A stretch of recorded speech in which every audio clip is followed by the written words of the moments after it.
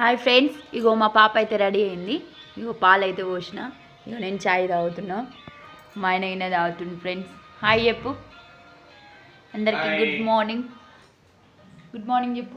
Good morning అందరికి. Good morning. Sammu good morning చెప్పు.